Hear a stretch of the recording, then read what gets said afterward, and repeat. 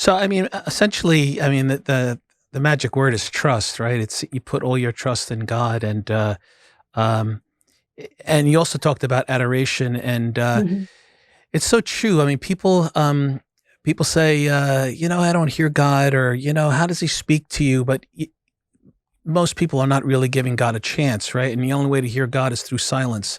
Yeah. Scripture says, He speaks to us in silence. And how do you do that? Well, you got to be quiet. You got to be silent, which is really hard. It's a discipline, as you know. You spend a lot of time in adoration. I mean, 5 minutes is a long time sitting in silence, but that's it's like any virtue, right? It takes a discipline. It takes a constant doing it over and over where it becomes normal. Yeah, and I don't want to make it sound like any of this was easy, by the way, too. Right, Like to leave right. everything and do this.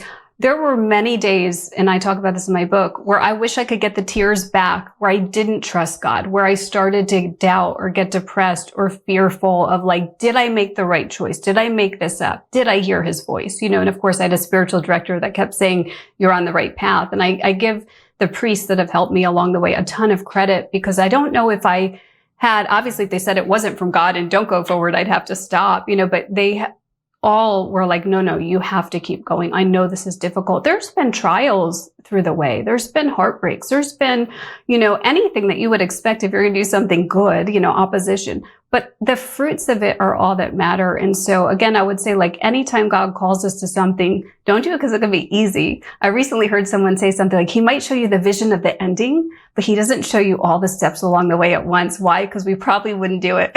We'd be like, oh my goodness, that's too much.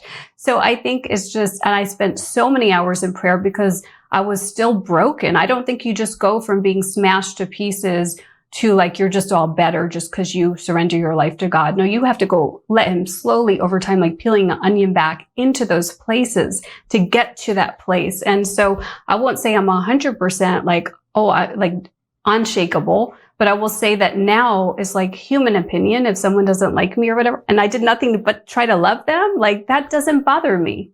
What source are they connected to? Because that's not God, So I've gotten so much stronger by letting Him go. But did I cry along the way? Yes. Did I fear along the way? Yes. I wish I could take all those moments back, because God does truly love us, even when He feels distant. And there's times where I prayed and He felt close. And there were times where I prayed and I was like, where'd you go? Did I make this up?